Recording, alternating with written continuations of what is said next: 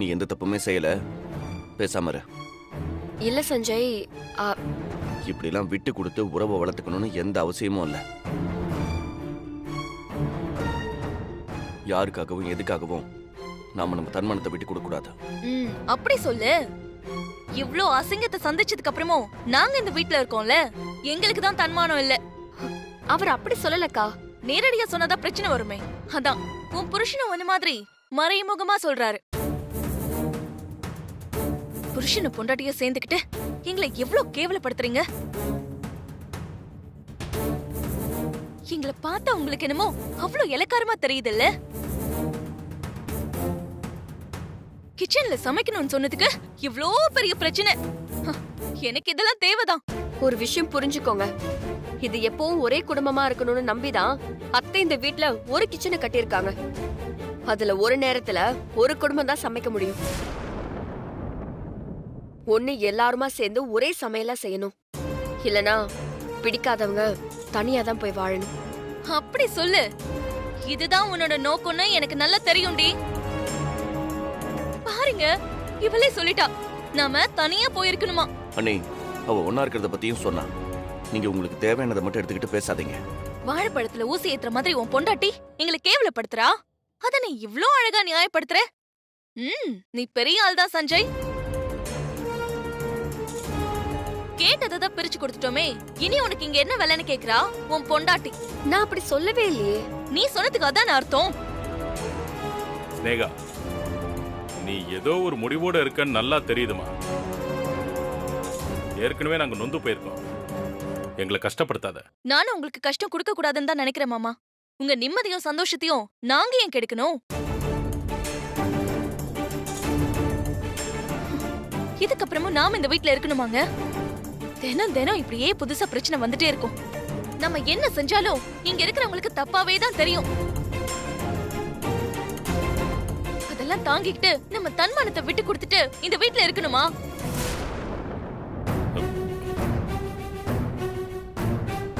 நீங்க உடனே வேற வீட்டை பாருங்க. ஸ்னேகா, என்னம்மா பேசுற? பயப்படாதீங்க மாமா, நாங்க இந்த வீட்ல பங்கு கேட்ற மாட்டோம். உங்க மருமக அத்தை மனசான்னு நீங்க சந்தோஷமா அப்படியே வாழுங்க. நாங்க தனியா வேற ஏதாவது வீடு பாத்துக்கிறோம்.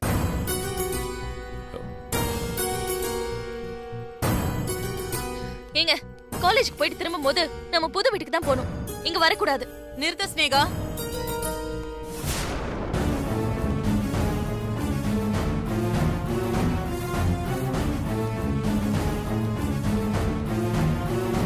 என்ன நினைச்சிட்டு இருக்க நீ? அத்தை, கிச்சனை வித்யா தான் தரல. அவ சமைக்கிறேன்னு சொன்னா விட்டு கொடுக்க மாட்டியா நீ? இல்லத்த, நான் அங்க கிச்சன்ல சமைச்சிட்டு. பேசாத.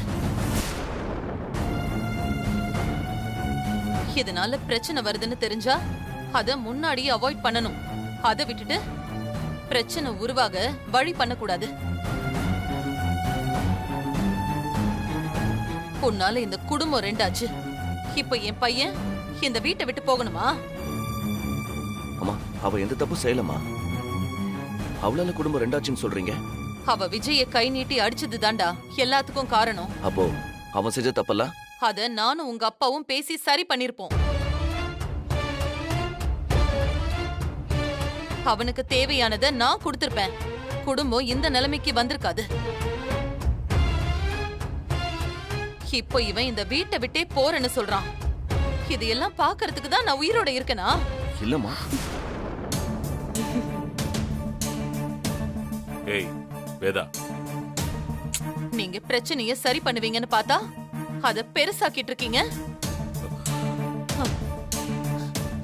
சமையல் தானே பிரச்சனை.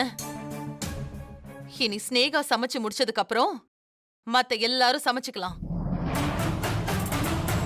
இதுல யாருக்காவது எதுவும் பிரச்சனை இருக்கா?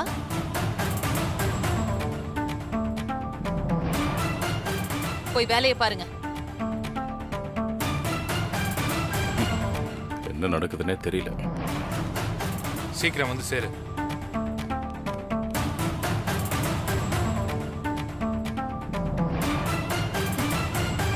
சீக்கிரமே உன் ஆட்டத்துக்கு ஒரு முடிவு கட்டுறேன்டி. தப்பு பண்றீங்கக்கா. நீங்க செய்யற தப்புக்கான தண்டனை நிச்சயம் உங்களுக்கு கிடைக்கும்.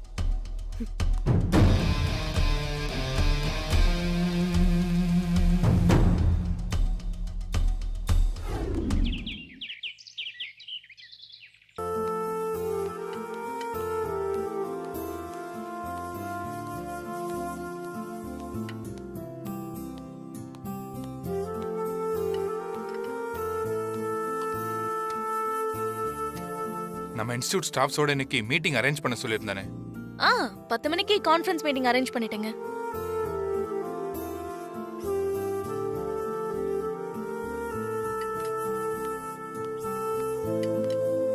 அம்மா. Thank you. தேங்க்ஸ்மா.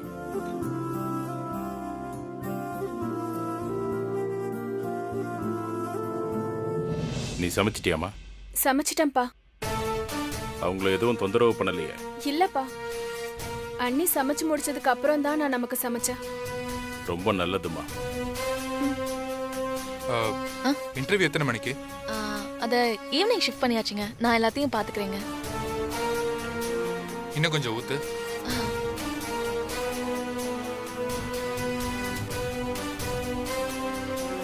சார். யாருமா? அப்பா போலீஸ். போலீஸா? அம்மா.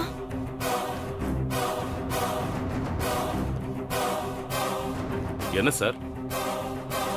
ஒண்ணும் இல்ல சார், ஒரு கம்ப்ளைண்ட். கம்ப்ளைண்டா? சார் ஒன்னும் பிரச்சனை இல்ல, சாப்பிட்டு முடிங்க. இல்ல இல்ல.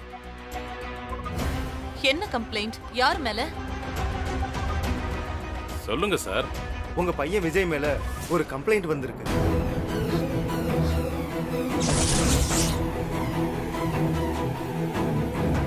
விஜய் மேலையா?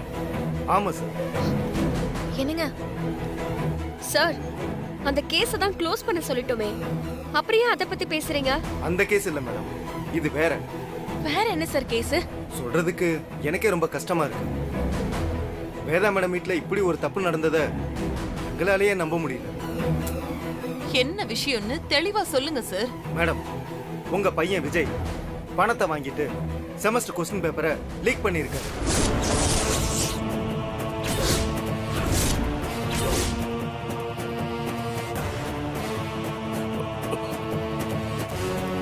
என்ன சார் சொல்றீங்க? என் ஹஸ்பண்ட் क्वेश्चन பேப்பர் லீக் பண்ணாரா? சார், உங்களுக்கு யாரோ தப்பான இன்ஃபர்மேஷனை கொடுத்துருக்காங்க. சார், நான் வேதாவோட பையன் சார். நான் எப்படி இதெல்லாம் செய்வேன்? அதான் சார் எங்களாலேயே நம்ப முடியல. ஆனா ஆதாரம் ரொம்ப ஸ்ட்ராங்கா இருக்கு. அதனால உங்களை அரெஸ்ட் பண்றதை தவிர வேற வழியே இல்லை.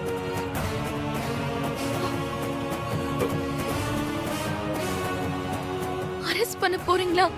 என்ன விளையாடுறீங்களா? இன்ஸ்பெக்டர், எங்க வந்து என்ன பேசிட்டு இருக்கீங்க? விஜய் ஏன் பையன்.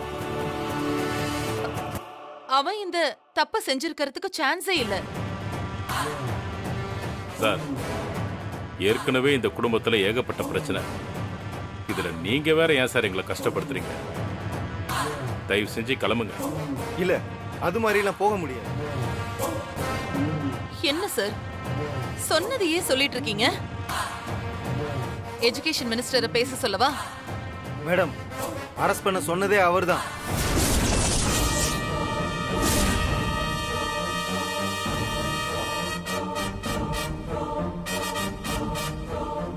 இது சின்ன விஷயம் இல்ல மேடம்.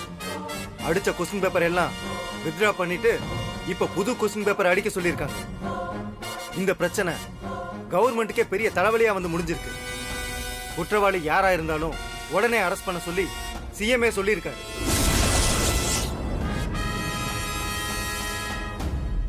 குற்றவாளி யாரா வேணா இருக்கலாம், அது விஜய் இல்ல சார். ப்ளீஸ் சார், சரியா இன்வெஸ்டிகேட் பண்ணுங்க. சார், வேதா மேடத்தோட இமேஜ் என்னன்னு எனக்கு நல்லா தெரியும். அப்படி இருக்கும்போது நாங்க இந்த கேஸை தப்பா ஹேண்டில் பண்ணுவோமா? ஒரு தடவைக்கு 4 தடவை கம்ப்ளீட்டா இன்வெஸ்டிகேட் பண்ணிட்டு தான் வந்திருக்கோம். இவர் தான் கொஸ்டின் பேப்பரை லீக் பண்ணியிருக்காரு. அதுக்கு ஸ்ட்ராங்கான எவிடன்ஸ் இருக்கு. இன்னும் மீடியாவுக்கு சொல்லல. சொன்னா வீட்டு வாசல்ல வந்து நின்றுவாங்க. அது ரொம்ப தப்பா போயிடும். அவங்களுக்கு தெரியறதுக்கு முன்னாடி இவரை எங்க கூட அனுப்பி வைங்க. முடியவே முடியாது. என் உயிரே போனாலும் நான் என் புருஷனை அரெஸ்ட் பண்ண விட மாட்டேன். அவரை பார்த்தா உங்களுக்கு எல்லாம் எப்படி தெரியுது? பணத்துக்காக என்ன வேணாலும் செய்யற அக்யூஸ்ட் அவரு. ஏற்கனவே இவர் ஒரு அக்யூஸ்டான மேடம்.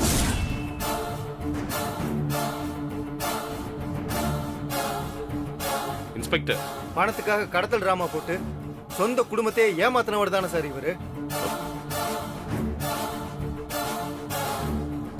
இதை செய்ய மாட்டாரா? நீங்க கம்ப்ளைண்ட் கொடுக்கலைனாலும் நாங்க அந்த கேஸை இன்வெஸ்டிகேட் பண்ணோம். கடைசியில இவர்தான் குற்றவாளின்னு எங்களுக்கு தெரிஞ்சிருச்சு. அதை பெருசு பண்ணா உங்க குடும்பத்துக்கு அசிங்கம்னு தான் சும்மா விட்டோம்.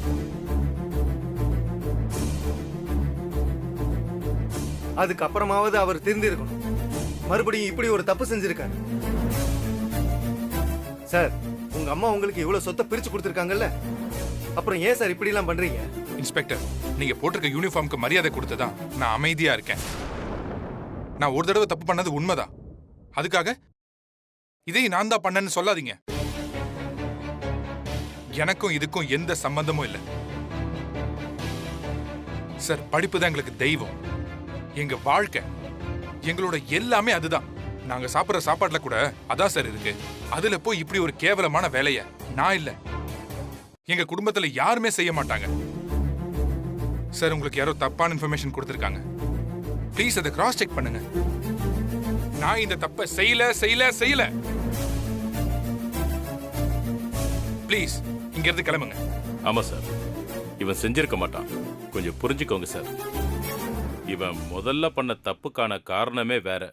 அதையும் இதையும் முடிச்சு போடாதீங்க சார். சார், அப்படி எங்களால போக முடியாது சார். மினிஸ்டருக்கு இன்ஃபார்ம் பண்ணியாச்சு. அவரை அரெஸ்ட் பண்ண சொல்லிட்டாரு. அவருக்கு நாங்க என்ன பதில் சொல்றது? அதுக்காக தப்பே செய்யாத இவனை அரெஸ்ட் பண்ணுவீங்களா? நாங்க தான் ஆதாரம் இருக்குன்னு சொல்றோம்ல, புரியலையா உங்களுக்கு?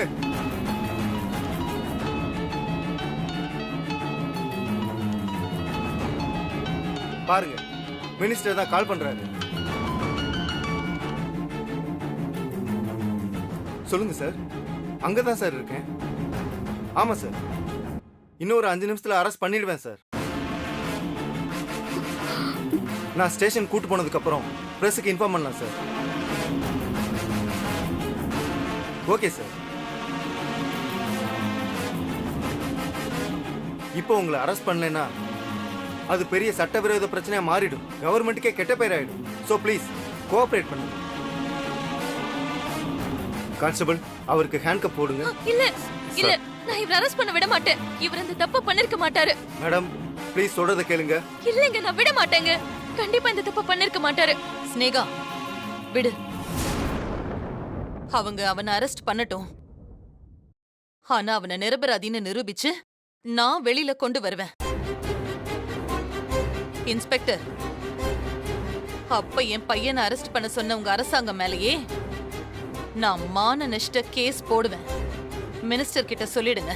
கான்ஸ்டபிள், ஹேண்ட்கப் போடுங்க.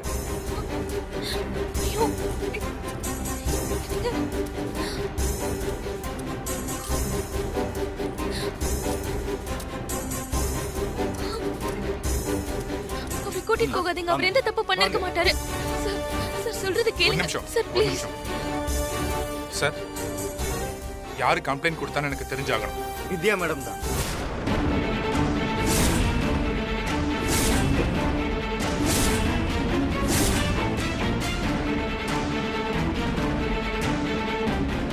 இத நான் அப்பவே நினைச்சேன். பாத்தீங்களா அத்தை? இப்பவாவது இவளை பத்தி புரிஞ்சுக்கிட்டீங்களா? இவதான் என் புருஷனை ஜெயிலுக்கு அனுப்புறதுக்கு இப்படி ஒரு வேலையை பார்த்திருக்கா.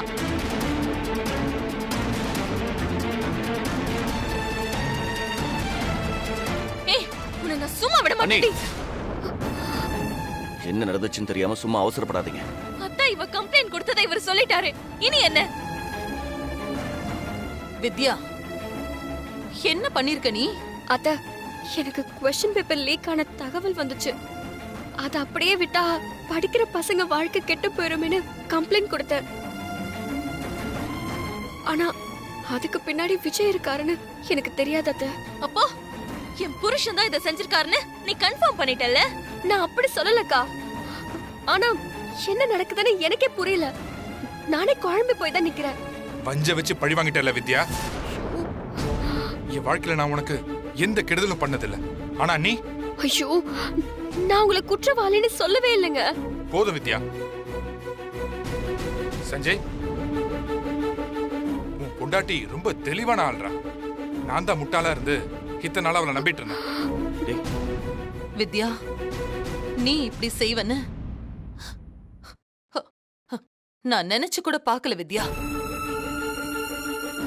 நேத்துதான் என்ன பழி வாங்குறேன்னு சவால் விட்டா, இப்ப அதை செஞ்சே காட்டிட்டா பாத்தீங்களா? என்ன மாமா அமைதியா நிக்கிறீங்க? எப்ப உங்க சின்ன மருமகளுக்கு சப்போர்ட் பண்ணி பேசுவீங்களே, இப்ப பேசுங்க. பேசுங்க மாமா. என்னம்மா வித்யா? மாமா, நீங்களாவது புரிஞ்சுக்கோங்க. நான் இவர் மேல கம்ப்ளைண்ட் கொடுக்கல, நான் பொதுவா தான் கொடுத்தேன். உன் மேல தப்பே வராத மாதிரி பிளான் பண்ணிட்டு இப்ப நடிக்கிறியா? இனி உன்னை யாருமே நம்ப மாட்டாங்கடி. அக்கா, வாய்க்கு வந்ததெல்லாம் பேசாதீங்க. இந்த அரெஸ்டுக்கும் எனக்கும் எந்த சம்பந்தமும் இல்ல. தயவு செஞ்சு புரிஞ்சுக்கோங்க. இங்க பாரு, என் வயிறு எரிஞ்சு சொல்ற, நீ நல்லாவே இருக்க மாட்ட. உனக்கு நல்லது மட்டுமே நினைச்ச என் புருஷனையே நீ போலீஸ்ல புடிச்சு கொடுத்துட்டல, நீ நாசமா போயிடுவ. நல்லா இருந்த குடும்பத்துல உன்னால எவ்வளவு பிரச்சனை. இந்த குடும்பத்தையே சின்ன பின்னமாக்கிட்டு இருக்கியே. உனக்கு என்னதான் வேணும்? ஏன் இப்படி எல்லாம் பண்ற? இங்க யாரும் நிம்மதியா வாழக்கூடாதுன்னு நினைக்கிறியா? என்னம்மா பேசுறீங்க? அவ என்னம்மா பண்ணா? ஏமா எல்லாரும் அவளை இப்படி ஹர்ட் பண்றீங்க?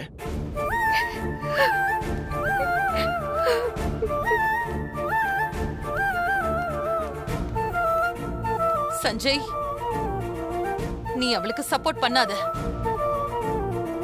இது எல்லாம் அவ ஆரம்பிச்சு வச்சதுதான். கான்ஸ்டபிள், இவரை கூட்டிட்டு வாங்க. சார், அவர் எந்த தப்பு பண்ணிருக்க மாட்டாரு சார். வாங்க. சார், அவரை விட்டுருங்க. சார், சார், என்னங்க?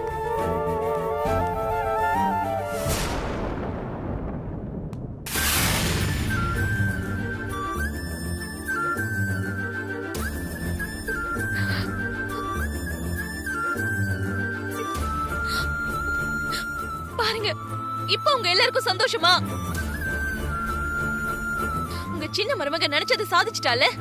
ஸ்னேகா, விஜய் அரெஸ்ட் ஆனது எங்க எல்லாருக்குமே கஷ்டம்தாமா. அவன் எங்க புள்ளமா, எங்ககிட்டயே இப்படி பேசுற? நீங்க அப்படி நினைக்கலையே மாமா. நினைச்சிருந்தா எங்களுக்கு இந்த நிலைமை வந்திருக்குமா? நீங்க எல்லாரும் கொடுத்த சப்போர்ட்ல தான் அந்த விதி அப்படி எல்லாம் பண்ணிட்டு போறா. அண்ணி, திரும்ப திரும்ப நம்ம அதையே பேசிக்கிட்டு இருக்க வேண்டாம். அண்ணனை எப்படி இந்த கேஸ்ல இருந்து வெளியில கொண்டு வர்றதுன்னு யோசிப்போம். இப்ப நமக்கு அதான் முக்கியம். எனக்கு யாரோட உதவியும் தேவையில்லை. அவரை எப்படி வெளியில கொண்டு வரதுன்னு எனக்கு தெரியும். நான் பாத்துக்கிறேன். என் போன் எங்க? ச்சே, எல்லாம் என் தலை எழுத்து. என்ன வேதா இப்படி எல்லாம் பேசிட்டு போறா? சரி விடுங்க, நான் லாயர் கிட்ட பேசுறேன்.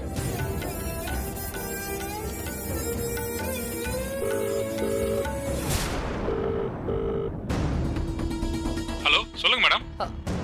தனபால், நீங்க என்ன பண்ணுவீங்களோ எனக்கு தெரியாது. உடனே என் பையனுக்கு ஜாமீன் வாங்குங்க. அவன் போலீஸ் ஸ்டேஷனுக்கே போக கூடாது. அதுக்கு முன்னாடி அவன் என் வீட்டுக்கு திரும்பி வரணும். சாரி மேடம், இந்த கேஸ்ல உடனே ஜாமீன் கிடைக்காது. ஜாமீன் கிடைக்காதா? ஆமா மேடம், அவர் உடனே வெளியில வரணும்னா அவர் எந்த தப்பு செய்யலன்னு ப்ரூவ் பண்ணணும். உண்மையான குற்றவாளி யாருன்னு கண்டுபிடிக்கணும். அது மட்டும்தான் நமக்கு இருக்கிற ஒரே வழி. அப்படியே ஜாமீன் வாங்க நினைச்சாலும் ஒரு வாரத்துக்கு மேல ஆகும் மேடம். நான் என்னால முடிஞ்ச அளவுக்கு ட்ரை பண்றேன். என்னாச்சும்மா? அம்மா,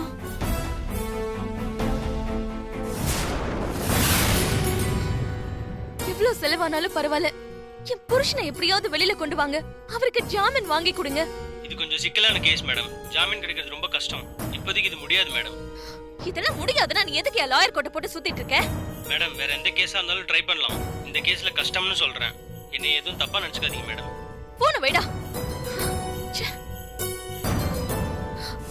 ஐயோ, ஜாமீன் ஜாமீன் கிடைக்காதுன்னு சொல்றாங்களே, நான் இப்ப என்ன பண்ணுவேன்? ஐயோ கடவுளே, அநியாயமா அவரை ஜெயிலுக்கு அனுப்பின வித்யாவுக்கு நீதான் தண்டனை வாங்கி கொடுக்கணும். அவளுக்கு இதை விட மோசமான நிலைமை வரணும். இப்ப என்ன பண்றது வேதா? என்ன பண்றதா? அப்படியே எங்களை கை கழுவி விட்டுருங்க. அவரு ஜெயில இருக்கட்டும், நானும் என் அம்மா வீட்டுக்கு போயிடுறேன். இந்த குடும்ப சொத்தெல்லாம் உங்க சின்ன மருமகளுக்கே எழுதி கொடுத்துருங்க. அவளே தனியா இருந்து எல்லாத்தையும் ஆளட்டும். அதுக்கு தானே அவ இது எல்லாத்தையும் பண்ணிட்டு இருக்கா. ஸ்னேகா, கொஞ்சம் பொறுமையா இருமா. விஜய் தப்பு செய்யல, அவன் நிரபராதி. நாம அவனை வெளியே கொண்டு வருவோம். ஐயோ, என்ன அவ இப்படி புலம்பு விட்டுட்டாலே.